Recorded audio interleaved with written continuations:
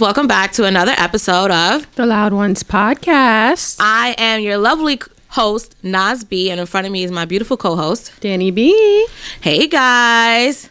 I know you guys missed us because we missed you, and it's been 2 weeks, so we had to take a break. So, you know, we wanted to come back with some fresh content and some new shit for you guys. So I'm so excited to be back here. I had a crazy holiday. What did you do in 2 weeks, Dany? As you can tell, nothing. Did you enjoy I did, the yes, holidays? I spent a lot of time with my family. My mom came down and, you know, we spent some time. And I had a really good holiday. It was more like just... And you went out to that party? Yeah, I went to Chic. And I just kind of refreshed. Like, that was basically the only partying I had really done during that whole time, because I just was like, I need to just relax, get my mind right, you know. What did you do for New Year's? That was for New Year's, right? Yeah, it was New Year's Day. I went back to New York. Well, I came back home for New Year's Eve and New Year's Day. And just kind of brought it in with my family. And then the next day, you know, me and my cousins got all dolled up and went to Chic. Oh, so that was nice. It was a good time. My holiday, what the fuck did I do? I spent Christmas at my mom's house, which was not originally what I planned because I wanted to bring it in the first year at my house. But I did it at my mom's house. We had fun. We had a good night. I also got a little cold. Sorry, guys. Oh my God. Do you remember that episode when I kept Not sneezing? these attacks. Sorry, guys. Like, this weather got me fucked up. It's 70 degrees, like, excuse me, yesterday, today. And then the weather's been all fucked up. Okay, that's my last one. I hope so. Anyway, sorry, guys. So sorry for sneezing. What else did I do? The fucking New Year's. I didn't do shit, and I don't know. I feel like every year I didn't do anything. I wasn't feeling well. I had my son. Me and David, my husband, we went to sleep actually before the fucking ball. We haven't watched the ball drop in years, so I don't even know. We woke up and it was like 2020, and I was like, oh, okay, whatever. But I mean, we chilled. Like, we had fun. We went out. We visited family. We've been in and out of New York. But yeah, that was pretty much it. And it was pretty chill. And I actually reconnected with some old friends, which has been pretty dope over the holiday. Like, I actually reconnected with some friends. We hashed out some things, and that's been probably the light of the end of the year. Because I'm like, good. So I entered the new year with a lighter heart. I would say that. So pretty good. That's good. So in this week's episode, guys, we wanted to talk about where we thought we would be at 30 or approaching 30, where we are, and we're also going to get into some things about other people who are 30 and older that need to hang it the fuck up. Yeah.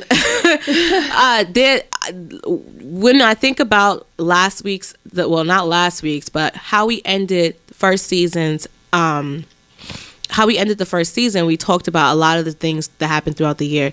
There's a lot of fucking people who are in their 30s, 40s, and 50s that do not act of age. So we definitely going to get to that, but I want us to just talk about where we thought we would be, because now that I think a lot of my friends, when I catch up with them now, it's like the year 2020 and what I have to get done, because no one wants to approach 30 or be 30 and don't have shit to their name, or, you know. Right. And it sucks because we have all those memes on, like, social media, like, married before 30 and have a kid and a house and a good credit and blah, blah, blah, blah, blah, and all that bullshit. And unfortunately, as you get older, you're learning that shit is slim sometimes. So. It really is. Not only do we want to cover some of the things that we thought that we would accomplish, and things that we want to accomplish before 30, is things that I feel like we should just do in our 20s, like things that should just kind of like be done in our 20s, and then if it carries over to 30, it's not bad, but be mindful of some of the things that you're carrying into your, I guess, third decade, of life, Well, I agree with that. I also want to add a caveat to that. There's people who start late in life. That's true. So we're gonna exclude you guys from that statement Dany made, only because there's some people who really just start late in life, and I can't blame you. But Yeah. the general population, I agree with Dany. Yeah, not necessarily like there's things that you shouldn't be doing when you're 30, but it's just like I feel like at 30, like. So let's get into it. Okay, so some of the things I felt like we should accomplish before we were 30 was like, you know, like doing all of that stupid shit that we do, getting drunk, falling out, doing all these fucking stupid ass drugs and shit like that, like just doing immature stuff, as in like being careless with your time, being careless, like. And I really think that in 20s you should really date. And when I say date, I mean date. Like I mean like. But you don't think in your 30s you should slow down? I think in your 30s you should be looking for something a little bit more serious. Because you know. Again, the older we get is the more our body dies. My grandfather told me that. He said, once you reach 50, you start dying. And I'm like, what? I'm like, Grandpa, you're bugging. But he's like, every day you get older is every day. But I feel like that's mad daunting to say. It is daunting. When he said it to me, dun, dun, dun, dun. When he said it to me, I was like, oh, damn. He was like, listen, after I reached 50, I knew I was starting to die. So I was happy with that. Don't even fucking try to experiment with drugs in your 20s, because honestly, we lost a lot of people last year in their 20s, and the drugs that these niggas is on, I'm not saying they weren't out back then, but chemically, the mixtures and the concoctions these niggas is doing now, they tripping. They fucking I'm not saying, like, I would say, if you want to be high all day, you know, you want to smoke a blunt or whatever the case is. I mean, I'm not gonna lie, I experienced weed for one whole summer. I forgot how fucking long ago that was, but maybe like 2015-ish. Yeah. And that was a fucking wild summer. And after that, I learned weed is just not my vibe. I felt like weed is not bad. I just feel like I'm not saying weed is bad. You know, there's some people work high. I don't think I could do that. Like, there are no people who do that, who go to work high. Okay. And I'm like, yo, damn, no, I can't function. A lot of people go to work high, especially now with the vape pens and shit. They just get high, like, and you wouldn't even fucking know it on the job. But now when I experimented with a weed, like heavily, I want to say heavily, but my husband and I, when we were just dating, and I used to get on him about smoking, and I was like, you know what? Let me not be one of these clowns. Let me not knock it till I try it. And he had all kinds of shit coming from California at the time, and I had Blue Dream. I had a bunch of things, and let me tell you something. I remember I walked in front of a car like I was a fucking superhero, like I was invisible. And I remember just sleeping. What kind of weed was this? It was called Blue Dream. Oh wow. Yeah. I did Blue Dream, I did chocolate. It was a few different like things that I've tried, and then I used to go to sleep feeling like my lungs was going to cave in because I'm asthmatic. So it just didn't agree with me. You trying it though. You tried it. No, and I tell people I'm not just like asthmatic, like, oh, if I run too fast, like I'm asthmatic. My inhaler is on me at all fucking times. You know, you spray something, I might have an asthma attack. So I was like, I'm not playing with my life like that. I mean, you was playing. Yeah, I was playing. And I'm not gonna lie, it's not that after that summer I just don't fucking do it. What I have done has been edibles time to time. It's not frequent. I think the last time I did edibles was right before I had my son, right before I got pregnant with my son, like literally a few weeks before I got pregnant with my son, I tried edibles at my cousin's house, and that shit tripped me out. It shit hit me right on the highway, and my husband was like fucking high as a fucking kite and drunk, and that shit hit me when I was on like this windy ass road, and I was like, oh shit, and then let me tell you, this is how I know I was high. I was listening to G Herbo. I don't know. I don't fucking listen to this nigga. I was listening to I was listening to Mad Chicago niggas. I was on some shit. That's why I was like, yo, weed is just not for me. So yes, guys, experiment with that shit. But I mean, be mindful with your experimentation. Like, you know, I don't know if you should be. There's certain things that I feel like, you know, you could try it out. All right. Pop one. Drinking. Listen. All right, you want to try a Molly? Try it once. Okay. Not every day. Have you tried Molly before? I think it was fake. This bitch Dany. We was in college. I was in college, and my friends had like kind of like.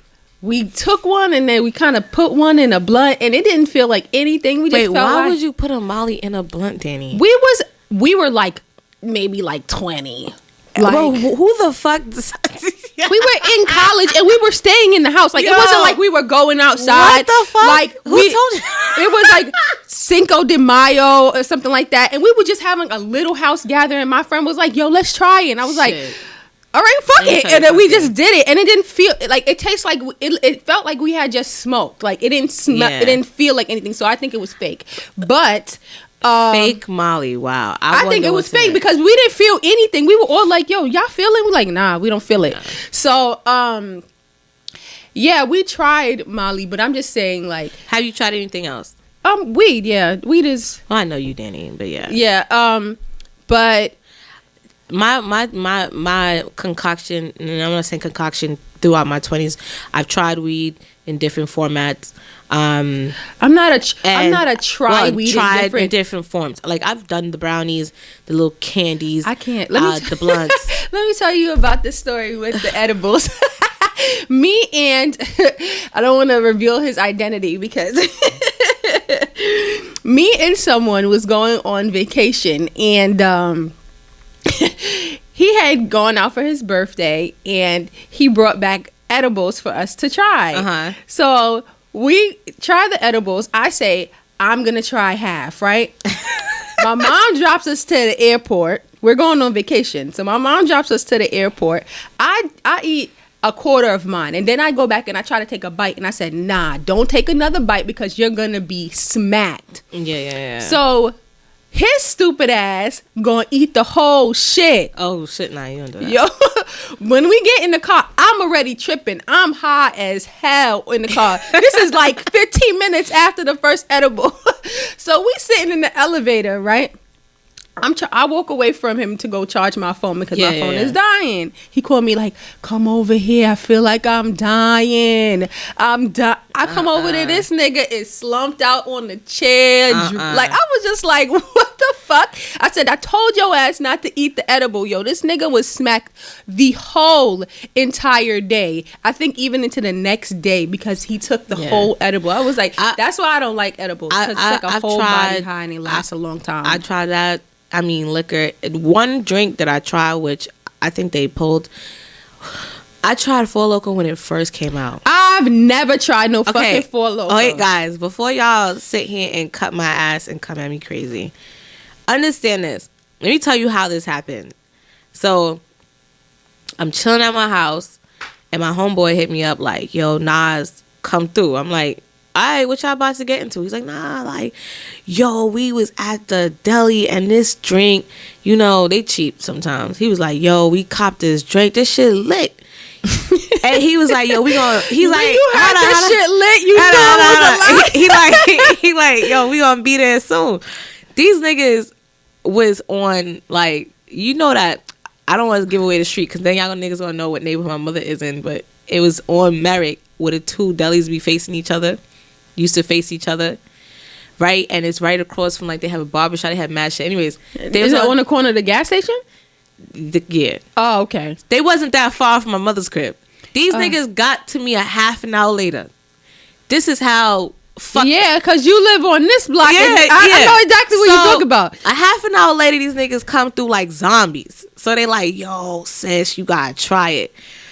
So I'm sitting there like, nah, I'm good. And then he's like, come on. I'm like, all right. I was dumb young. I was probably like 23 or something. And I tried it. And Four Loko came out, yeah. Probably, that's a little late. 23? I don't know. I was probably before that. But I was in my early 20s. Yeah. I don't know if that's definitely an early 20s. I might have been 19, 20. I don't fucking remember, but it was early. Like, I remember no one knew because I remember asking my sister, my other friends, nobody heard of it yet. Yeah. And then it started, I remember they had the first incident, what happened with it, and they changed an ingredient. I remember that hit the news. That happened way after. That's how I know it was one of the first things. Yeah, it was early. It wasn't all. We was probably like, if I'm thinking about the same time, it was probably like 19, 20 or something like that. So my homeboys, they're like 4 years older than me. So I drink I drank one with them. Again, my dumbass, I didn't know what the fuck was in it, but it tastes like soda, but it had like a weird tangy sweetness to it that fucking got you. Next, you know, these niggas, one of my homeboys, he goes to the store, he orders a Black and Mild like he usually does. He is not a smoker. Mm-hmm. He ordered a Black and Mild like and got the matches and everything, like, you know, this is what he does. He does not smoke. Nothing. Okay? My other friend passed out and he slept on the concrete steps and didn't remember. Like, he fell I closed my door. I remember getting up and I saw this nigga on my step like a fucking homeless person. And I'm like, yo, my nigga, are you good? And then I remember they went home. I didn't hear from them until the following night. He didn't wake up till 7:30 at night. And good thing I only had one but they've had a few by the time they got to me. After that, I was like, nah, I'm not doing this shit. I experimented with it, and then I remember seeing it on the news, and I was like, oh, thank God, like, I didn't take the shit to the head like these niggas was wilding. Yeah. I just remember, it was like the craziest high almost for a few hours. And I don't remember what the fuck we did outside, but it was late at night, and I just remember being outside, not remembering what the fuck we were doing. Yeah. Like, I felt like we went to the store mad time. It felt like a Harold and Kumar kind of like a ride. It was fucking weird. Yo. It was odd. And then after that, I was experimenting with different type of drinks. I had throughout my 20s, I had my experiences of very horrible drunk moments. Horrible, embarrassing drunk moments. So that's why you guys, I really limit my drinking. Anybody who really knows me and has been around those moments, I don't fuck with it. And now the only drinks that I came in is just Patron. I learned don't mix shit. Bitch, let me tell you about this bad experience. I do not fuck with Patron. So like, since we talk about Patron is like water. It's not bad. Drunk. Let me tell you about this, my first drunk night. My friends, when they hear the story, they're going to be fucking crying. Because I was a freshman. Wait, no. This was like maybe sophomore, junior year. We go to this house party. We always used to hang out with the upperclassmen. Mm-hmm. So we go to this house party and, you know, we smoke a blunt or whatever and we're in the house. Mm-hmm. And I don't know what I was fucking thinking. But my friend Corey had this gallon of Patron, right? He drinking the Patron. I'm like, let me get some. I remember drinking the Patron, and that was it. When I tell you, I woke up in my college dorm room, my apartment at the time. My friends was like, bitch, you don't remember nothing? I was like, no. They was like, yo, 1 minute you was good. You start walking. We leaving. You start walking. Next thing you know, you just fall and you just start throwing up on the grass, and then you're laid out with the head on the floor. You are passed out. She's like, yo. I was like, yo, what? They was like, we never seen you get drunk before, but bitch, you was fucked up. That was my first time ever being drunk. That's probably like, no, that's not even close to my experiences. It's very embarrassing. So, but I had never been drunk. So when I heard that story, I was shocked at myself. Let me tell you, this is the worst. I'm mad embarrassed. I don't even know if I should tell this. So my 21st birthday, there's a place called Cheap Shots, right? By St. John's University. So on your birthday, you get a band, like, or wristband, and they give you unlimited drinks the whole night of your birthday. So I went. And I went with my friends and my boyfriend, you know, who's not my husband. I went with him and his friends and my friends. So we get there. He's buying me drinks and I'm getting free drinks. So I'm just like, fuck it. Like, this is what it's supposed to be. Now, mind you, I got there at 9 o'clock because it's only for the night of your birthday. So I got there at 9 o'clock. This is how crazy my night went. Because you would think this was hours of fucking life. It wasn't. I get there at 9 o'clock. I remember I was probably on my 7th drink. And I just started feeling like real hazy. Next thing you know, I flashed in my mind to me in the bathroom throwing up.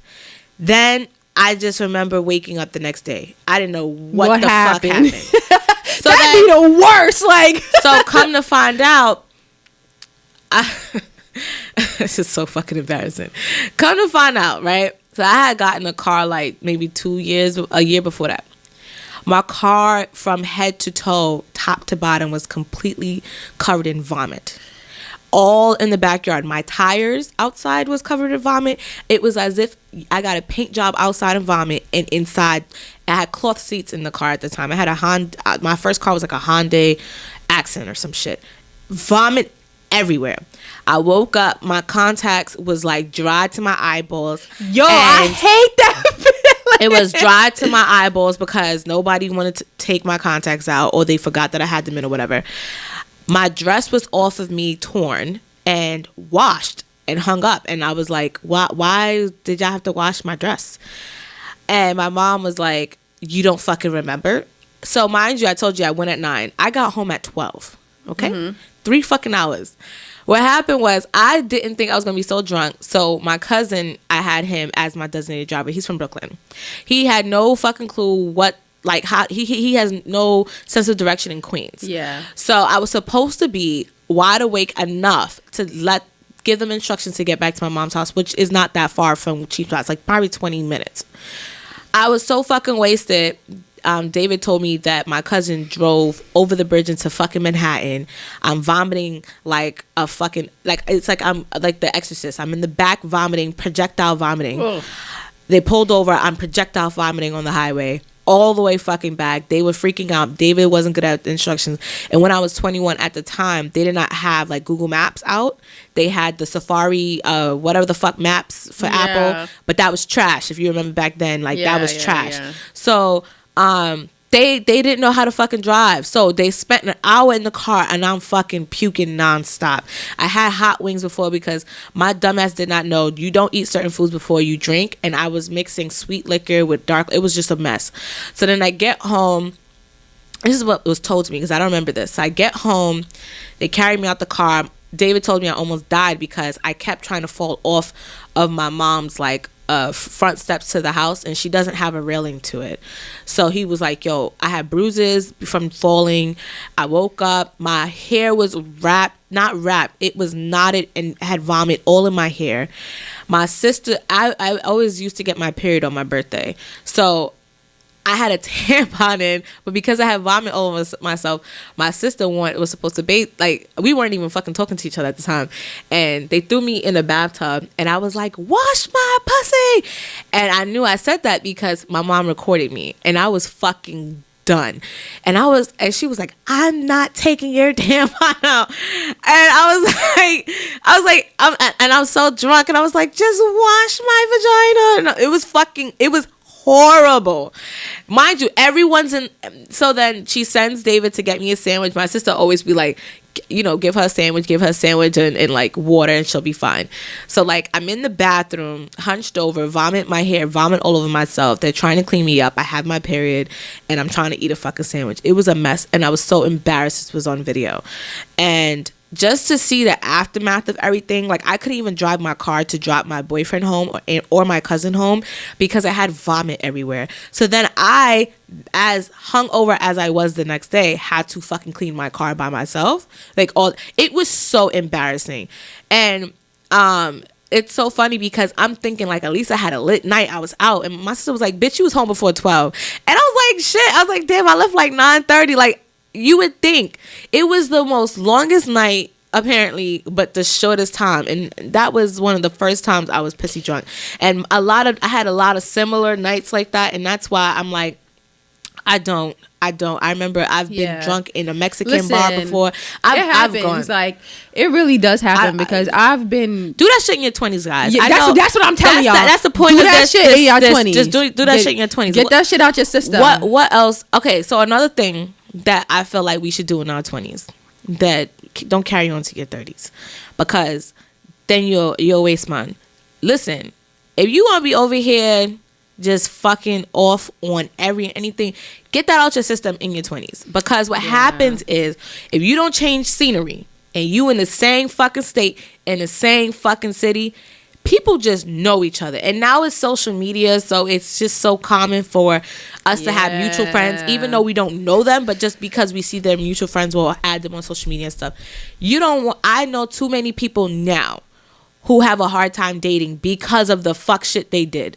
Because when you keep fucking and fucking and fucking and fucking over people left and right, left and right, left and right. People don't want to fuck with you no more. Nobody wants to fuck with you, and bitches give Yelp reviews out. They tell all your tea, and they will hold on to it even if they fuck not just you bitches. 6-7 Niggas years. talk too. Niggas Niggas talk more than bitches. It's just Yeah, that they niggas. This is the only reason why I feel like niggas' business stay a little bit more solidified is because I feel like sometimes men have more loyalty to their, I guess, clique. I think it's this. We always are gonna have a guy who chats too much. Yeah. But whoever they chatting to may not be a chatter. That's why it stays. It stays. But girls, when shit is too hot, they be like, bitch. The tea just be too piping. The bitches be just running. It's different. But yeah, just don't do that, because there's a lot of people I remember like. But I'm not gonna say don't. I want you guys to, slow the fuck down though. When you get to your 30s, just try to figure out what you really want. In your 20s, I do believe like you should date, go on dates. If niggas want to take you on dates, bitch, take him up on his offer. If a nigga want to, and strap it up, because to be honest with you, you don't want to hit your 30s and you got 8 kids like Future. You need to strap that shit the fuck up, because that gets complicated. Okay, that gets complicated because you really can't be out here like that. Just be mindful of your fun. But I'm gonna say, when I was single, like I enjoyed being single, because it's like you have the right to tell people what you want and how you want to deal with certain things. And most of the time, guys, you ain't got to lie to bitches, and most of the time, bitches, you ain't got to lie to men, because most of the time, we know what they do. Accept it anyway. I would say definitely like enjoy yourself. Yes, go explore different things. So by the time you're 30, you know what you want and what you don't want, and you know what you're gonna tolerate, what you don't tolerate. And then not only that, because you've done shit yourself, you have the level of maturity to say, if somebody else comes to you and they got a fucking rap sheet too, it's like, okay, like I understand, like you got it out your system or did whatever the fuck you had to do to get to this point. So you understand that experience. I think after 30, people stop caring about bodies though. I feel like honestly, to be honest, I think that it depends on maturity level, because I feel like I've seen 30-year-olds and I'm like, my nigga, you are immature. Yeah. Well, let me not say all 30-year-olds. I'm saying like mature 30-year-olds are not going to ask you that, because you know what? They don't give a fuck. Because my timeline is filled with nothing but 30-something-year-olds, and these niggas be out here pressed. They still complain about bitches all day. They be pressed, and I'm just like, yo, why is it such a big deal? Like, okay, she went through her whole phase. She did what she had to do. Because not for nothing, every hoe from my high school is out here married with kids, and they moved to different parts of the world or whatever the fuck. Oh, they got with somebody who would never know their history. Being a hoe is like being a hoe is a state of mind. Like I feel like. And when I say that, I don't mean the Drea, like my wholeness gets dropped. I mean, when you're a hoe, there is just a certain level of like hoism that makes you a real hoe. Like what? Like I feel like, okay, you could have sex with somebody, right? Yeah. It's just the way in which, like, how you are careful. Are you caring about what you're doing? Like, are you just fucking anything that walks? Fucking things with no standards. You have no standards. Yeah, like, you know, if you're selective, you're like a selective hoe. Like, you're not really a hoe because you're selecting who you really want to fuck. Yeah. You're not just fucking everybody because they want to fuck you. Yeah, because I feel like if you caught a vibe with somebody and you have some type of sexual attraction, y'all vibing, and you go with the vibe, I get it. But bitch, if you just see somebody and like, oh, I like his sneakers, he cool, and you already down to do this, and this is what you do consistently, like that's a little no breaking like I can't take you nowhere. I can't take you nowhere. Yeah, you know what I mean? You know what? Hoes be fun. Hoes are fun. You know what? I will say, some of the greatest encounters I've had has been with hoes. However, it is very complicated because sometimes it's just like you don't want to be in the mix. No, if you have a good hoe friend, your hoe friend is not gonna involve you. You in ever the bullshit. go out with a hoe friend? I know some hoes, man, and they've never involve me in their wholeness. Listen, you want to be a hoe, bitch? I will be a wingman up to a certain point, and they know where to let me go. Like, listen, sometimes, like you go out with one of your hoe friends, right? I have to paraphrase this so lightly. You go out with your hoe friends. And it's supposed to be a chill fucking girls' night. Mm-hmm. Next, you know, whatever text or whatever comes across their mind, they change their whole fucking thing. Next, you know, you find yourself in some whole other spot. And next, you know, it's like, bitch, I did not sign up for this tonight. Why? And then it's like, oh, you don't want to be the corny friend, and you trying to make sure whatever the fuck she want to accomplish, you trying to be a down friend. It gets complicated sometimes. So sometimes it makes it tough. The thing is that you have to have the right type of whole friend. Yeah. And that's a whole friend that respects your boundaries. And that whole friend will bring you along for the ride and make sure you get home and then do her whole shit. You understand? Like, there are some hoes that have no couth. They will fucking go to the club, beg a nigga to be in his section, be in his face, and he say he want to go home, that bitch is leaving you. That's a different type of whole friend. I don't like that type of friend, because that's I feel like not if we a real show up together, we leave together. That's a different type of whole friend. Yeah. You understand? Yeah. You see, there's another type of whole friend. The whole friend that get you a ride home and go do her business, bitch. We could go out anytime. If you get my drinks paid for, bitch, you get my drinks paid for. We have a grand ass time, and you get me home, and you do your whole shit after. I don't give a fuck. Sidebar, guys. Since you mentioned get your drinks paid for, I had this conversation with some guys at my job, right? And one is married and one has a wifey, like, you know, it's a serious relationship. So the guy that's married was fine with men buying his wife drinks when she goes out with her girls. The guy who has a girlfriend, he was like, fuck no, like, I could buy you a drink. If you need money, like, let me know, I'll cash app you. Like, no nigga should be buying your drink. So it was a crazy debate, because you would think that the guy with the girlfriend, his perspective, that would have been the perspective of the guy with the husband. So my perspective was that I at first, when I would go out, I was hesitant to accept drinks from guys, because one, I just felt like guys would try to roofie my shit. I was scared of that.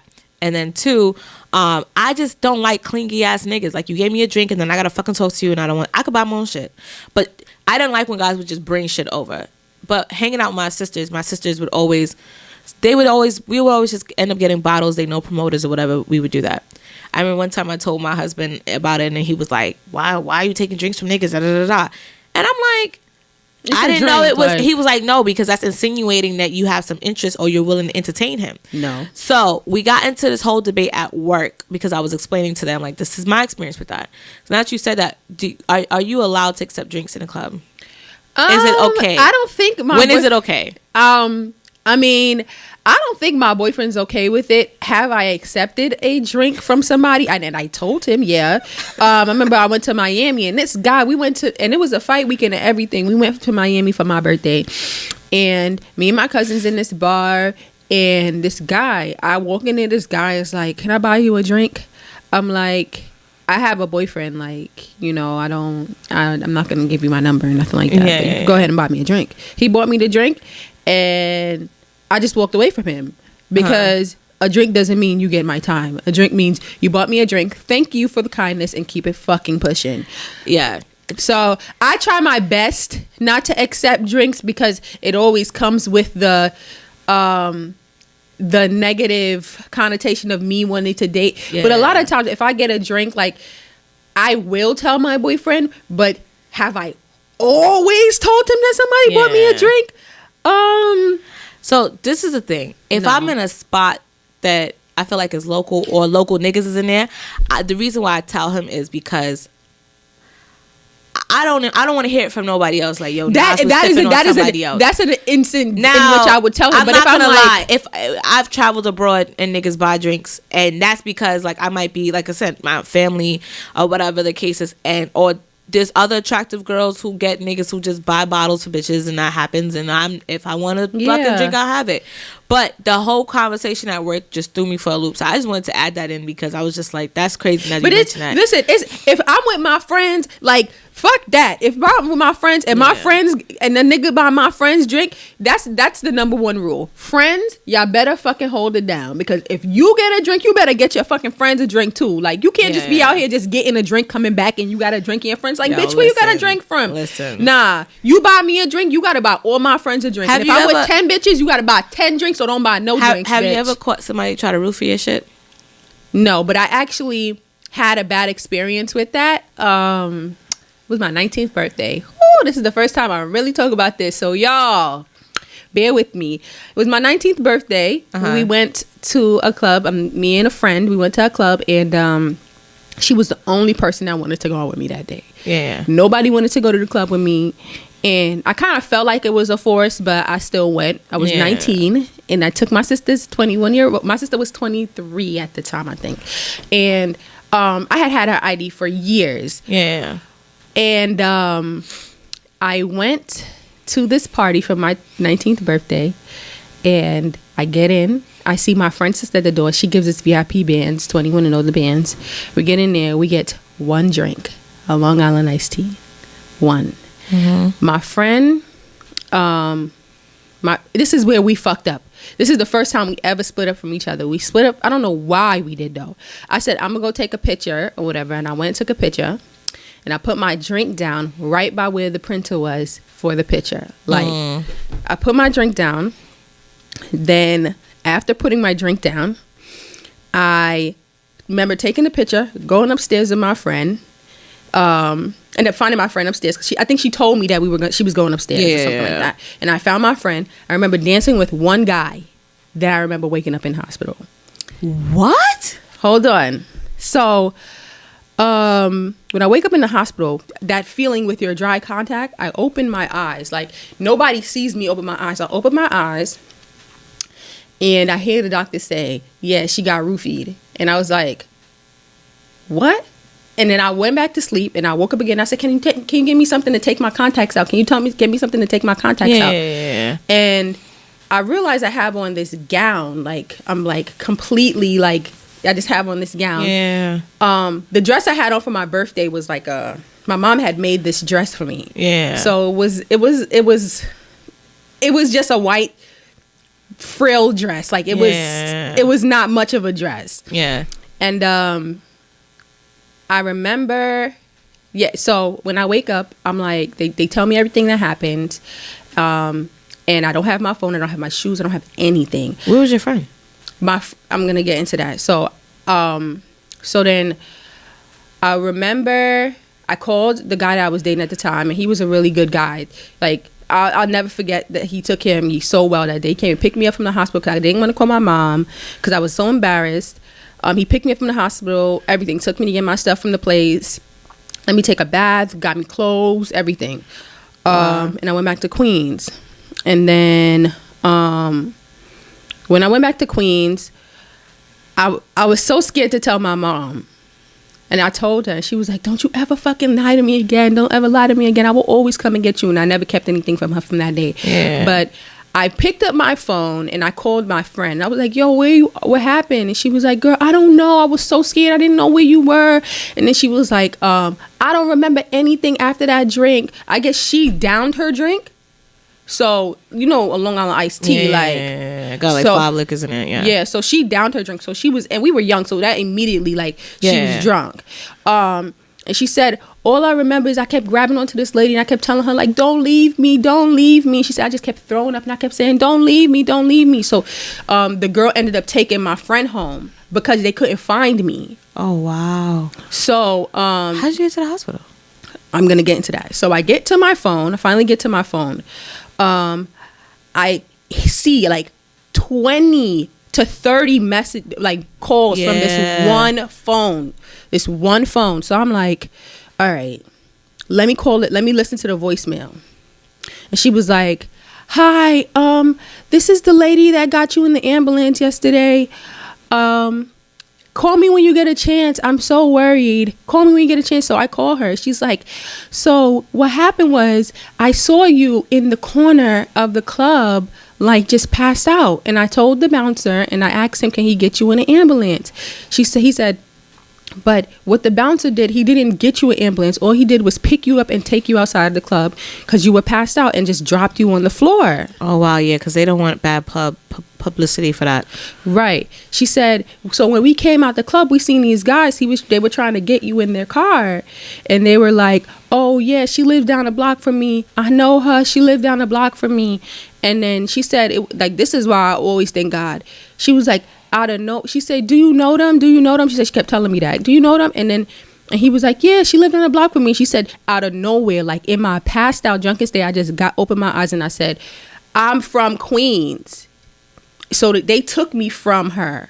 I mean, she took me from them. And then she said they were trying to like walk walk with me so I could like get in their car and they would take me home. But they said like my legs just gave out and they just put me in the ambulance, and then that's how I got in the ambulance. Oh wow. Or whatever. And I was just like, damn, like imagine. I'm so sorry, Dany. That shit. It's okay. Like I'm over it. That happened when I was like 19. Yeah, guys, be careful because like I don't really tell people about that situation because it's kind of embarrassing. Because you know, like don't put your drink down. But I didn't think like it's right by where I'm taking pictures. Like I could keep an eye. Embarrassing. What's embarrassing is the men that do it. That's embarrassing for them because that is the way that they feel that they can actually get to a woman. You know what I mean? That's embarrassing for them. I wouldn't want you to be embarrassed for a situation like that. And not for nothing, thank God you're safe, you're fine. And that's a learning, that's an experience you can definitely learn from and take from. You could pass it on to your friends and your children when you get older, so you can have that. I've never been roofied, but I know that someone tried before. And I know that because I was in Astoria. Was it Astoria or Steinway? I was like in Steinway. Yeah, Steinway. I was off in some club in Steinway, which now they transitioned to go. I think it was called like Static Lounge, whatever the fuck it was called. And I remember this Hispanic guy was pushy about getting me a drink. I need to get you a drink. I'm like, no. I don't want nothing from you. He kept pushy about it. Pushy. And I was like, fine. I was not going to drink it, but he would not leave me the fuck alone. Like, it was such a small space that no matter where I went. That kind of shit is creepy. And I remember one of the girls that I was with, she was already pissy drunk, vomiting downstairs in the bathroom. And when I was with this other girl, and I just remember that he kept being pushy about it. He brings over the juice. I mean, I said the drink. It's overflowing. Now, anyone who's ever been to a bar, they will never give you a overflowing drink for it to spill on you or something. When I tell you, he was like eager to give it to me and watch me drink it type of thing. It was overflowing with like, it was pouring over the cup all over his hands. It was a fucking mess. So you could tell that something was put into it, because I've gotten drinks from that place before. They never make their drinks like that. Like, it was disgusting. And I remember I was just like, isn't it a pill though? Like, is it? The thing is, so they put a pill or there's a liquefied drop that they can put in your drink, like a few drops they put in your drink. But he had poured something in the drink, because he went to the bar, and I remember him turning around and like having the drink for a little while and then trying to bring it to me because I was watching him. And I was like, oh no, fuck no. Like, you're trying to fucking get me. It was weird. He had like a big ass coat on in the club. Like, it was as if like he was not going to stay long. Like, the way he was dressed, it was just fucking weird. And I just put the drink down, and I remember talking about it when I got home, and I was just like, nah, I didn't want to even bother. And so I've always been hesitant. That's why I don't like anyone buying me a drink. If you're buying me a drink, it would usually be a bottle, and I can pour it myself. If you buy me a drink, I'm right there at the bar with you. So I will just simply grab my cup from the bartender. Like, so that's something I say, guys. Like, you're probably, hopefully you wouldn't experience this in your 20s, but when men buy you drinks, or just drinking a lot in the club, or just going out, just be mindful and be aware of your surroundings, no matter what. Because kidnapping, human trafficking, prostitution rings, all those things are real big. Like, and so it can all start from just exchanging a drink and someone roofing it. So another thing I want to say that you should do in your 20s, and just don't do, I wouldn't encourage you fucking up your money in your 20s. I really wouldn't. That's exactly, that was the next thing I was going to say. I wouldn't encourage you fucking up your money. Let me explain something to you. 401ks, stocks, get money. Credit is the most important thing that you are going to need in life. Even though it is only 3-digit number, the sequence of those numbers matter. It will allow you to rent a car, get an apartment. It will allow you to buy a car, buy a home. It will also determine what kind of jobs you get, because depending on what field you're in, they will run your fucking credit. You can't even pledge with bad credit. So yeah, so I would say that in your 20s, I mean, you can, I understand blowing a bag, but I would say blow it responsibly, where if you're blowing something, don't have it impact things that like your credit most things on your credit don't fall off until 7 years. So you got to calculate that shit. You fuck it up at 21, it won't fall off till you 28. So when you're 26 and you're in a different mode and in a different space, understand that. And I would definitely say going into your 30s when you're ready to make bigger purchases, do bigger things. There's a lot of people who are trying to get in real estate investment right now. Having that credit, it is important. And because right now credit repair is such a huge thing going on right now, and I'm not gonna lie, I've worked on my credit and I've studied credit for a long time. It's always a struggle because you're gonna go through points and times where you need certain things. You don't want to be 30 and you got some fucking fucked up credit and 30-40 collections and all this other shit. Just making bad decisions. Decisions. You make a bad decision, please try to resolve it as soon as possible. Don't finance no expensive car because you're trying to impress no bitch, no friend. I was just gonna say that. Don't fucking do that. Don't get a credit card, run it up, trying to buy a $1,500 bag to impress no bitch. And that bag you can't even get your value back for it. And it's not even going to be in style the following year. Don't do that. Well, never forget. My credit card, I had 2. And I ran them shits up. And guess what I got right after that? Unemployed. So, oh man, that shit fucked up my credit. I was able to, redeem my credit after that. But you don't want to be making bad decisions like that because they eventually come back to you to bite you in your ass. Money. And I heard this fun fact that an 850 or 800, I think it's like an 850 or 800, one of those two, is equivalent to $100,000. So if you have good credit, you can do almost anything you need to. I only know one person in the 800 club, and he, shouts out to him. He's he's Chinese and Ecuadorian, and when I tell you, baby, I was like, what? And I'm not going to, I remember he copped a house and a car and all this paid out cash. And he managed his credit really well. And that's one thing I will say in the Asian culture that they're really big on, that we do need to get better at in the Black culture and the Hispanic cultures. Because when I say the Latino community, we need to get better at managing finances. I want to go into, what's one more thing? Because, there's so much shit that we can talk about. One thing I really wanted to say too is in your 30s, in your 20s, like really find and solidify your circle, like your friend circle, your like the people that you're around. See who's really there for you, because you're gonna lose a lot of friends in your 20s. You're gonna lose a lot of friends in your 20s, and the thing is that you need to make sure that whatever you have around you is good blessings and good vibes in your 30s, because in your 30s life doesn't get easier. It gets just as hard. More things start getting thrown at you, kids, marriage, and you don't want to have to deal with kids, marriage, terrible friends. And get comfortable with having a smaller circle. I will definitely say that because you cannot have a million friends. As you get older, you're not gonna have the time to sit 5 hours on the phone with your friend every fucking night. Yeah, you got real life shit to do.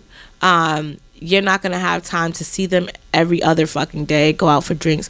Things that were fun when you had less responsibilities, you're not gonna have that same time with your friends as you get older. So you're gonna, trust me, you'll find out who the fuck your friends are, definitely in your 20s. And not for nothing, in your 30s, in your 30s you'll find out too. You'll definitely make new friends, but different type of friends. Yeah. So don't be afraid of those new friendships that you'll enter in your 30s, because it'll be you'll make friends with 40-year-olds in your fucking 30s. And if you work in a place where people tend to be older, you'll have older friends.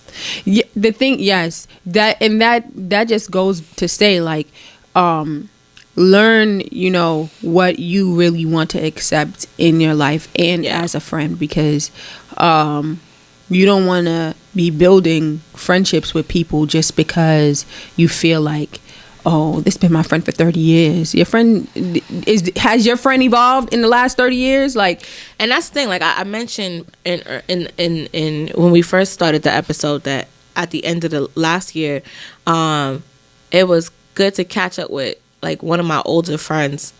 We caught up on Christmas, and just to really hash out the shit that we didn't even know. Well, I knew that was there, and I just didn't want to approach her about it. But to hash it out, and one thing she said, Nas, people change, people grow, and I'm like, yeah, but it's different. I 100% agree. But I would say that if you feel like you're going through a time of change, and it's impacting your friendship, or just if you're going through a time of change period, I would say definitely express that to others so people are aware of or where you are, because there's things that can happen that you would, because you know someone so well, you're like, nah, this is them, and this is this and this and that, and a year later you may not want to bang with them the same way, but they're in a different space, right? You may not be privy to see that because you didn't wrote them off by that point. But it's what I found in the last 4 months of the year, I've actually reconnected with 2 of my oldest best friends that I've had, and it was good to have those conversations and just to regroup and call us each other out on our shit and be like, yo, we're grown now. Like, you know, this happened now. That was fucked up. And you know, when you're young and you're in 20s, shit really does happen. And so, I mean, I've regained new friendships with my oldest friends, which will be hopefully different going into my 30s. But yeah, I definitely will tell you that have those conversations. People grow through things. And sometimes when you grow, you just can't even reconnect with that person because that person is not even on your level. So yeah, like, but even in that instance, it could be, you know, sometimes you don't necessarily have to cut off all friends. You just need to know how to section them off into your life. Like, you have some friends that you know that you can hang out with and not have a problem, and then you have some friends that you know, like, yeah, I can't tell her my business, and that's something that I feel like I need to work on, because I'm a person that will just cut you off. Like, I'm not even cut you off, I'll just put you in that space. Once I see that you're a certain type of person, like, it's hard for me to unsee that, because it's like, you know, we supposed to be friends. Like, is this what your definition of friendship is? Like, is this how you view me? Is this how we're going to develop a friendship? Like, and I can't, and I don't know. Like, once I get what you mean. Yeah. So, just realize and just develop throughout your 20s and shed some of those bad, not even friendships or anything like that, but just those bad behaviors, because when you hit 30, like, it's a whole different thing. Like, there's more. I haven't hit 30 yet, but once my friends and my cousins and certain people have told me, oh, I'm 30 or whatever, I started seeing the dynamic of their whole entire life change.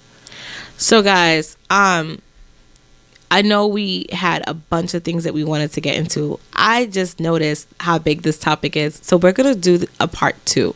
So next week's episode, we're definitely going to get into the people we feel like needs to hang their shit up. And we're also going to talk about, so we talked about the things that you should do during your 20s and not bring into your 30s. We definitely probably want to cover what I would think. Actually, no, I feel like we covered what you should and should not do in your 20s and moving into your 30s. Yeah, do we miss for the most part? Do I have anything else on my list? See if you have something on your list, because I definitely feel like the second part where we want to talk about some of these. These, do you have? I said more so like date, save, travel. Definitely travel when you're young. When you don't have travel any kids. Through life, period. Yes, travel through life. But when you don't have kids, you have so much more freedom. Trust me. So you can do whatever you want. One thing I did forget to say is network. Network. Because I'm telling you, people you know, don't be snobby to people. You never know where or who the fuck they're gonna be. I'll let you know that right now. I've run into people. And don't disrespect the intern. That intern can have a startup company and be the fucking boss of one of the biggest. But it doesn't even have to be an intern. Like, why would you treat somebody negatively just because they're in a lower position? I hate that kind of shit. Listen, the millennials, we're millennials, and because we're smarter, faster than the generation before us, there are millennials who take that literally onto themselves and are fucking snobby about it and just be like, oh, I'm bad. Like, trust me, I've worked in finance for years, and that is literally the behavior to some. I've always treated the janitor, the person who opens the door for me, who checks my badge, I've treated that person with great respect. With the same respect I would treat a CEO of a company. I just feel like you always pay your respects to everybody, because people are people. People are people, and the job is what they do 9 to 5 and not who they are, from 5 to 8. you know, the next day. So just be kind to people no matter what. That was my first. That's funny. This is the first episode of season 2 and the first episode of season 1. That is what I said. Yeah. That was my Nabi. Yeah. Being kind, because it takes nothing to be kind. Yes. So look at how that came full circle. So, so we're gonna wrap up this episode, and next week we're definitely gonna be talking more about niggas who need to hang it up and bitches who need to hang it up, who are in their 30s and 40s, because there's a lot of shit that's been going on, and I feel like it's not cute no more. It's not cute. So we're gonna get into that next week's episode. Dany, what's your IG? Danybonaduce. And you can follow me on IG at always_Nas. You can follow our IG at the Loud Ones Podcast. Twitter is Loud Ones Podcast. If you have anything that you would like to send to us, business inquiries, our email is theloudonespodcast@gmail.com or help@theloudonespodcast.com. You can visit our website at theloudonespodcast.com. You can also send inquiries, check out content there. And yeah, guys, and follow us on YouTube. Shout out to our YouTube viewership, because it's been going up, and we really, really, really, really, really appreciate everyone who tunes into our YouTube and checks us out and leaves comments and likes, thumbs us up, and subscribe, please, guys. But yeah, guys, we'll catch you on next week's episode. Bye. Bye, y'all.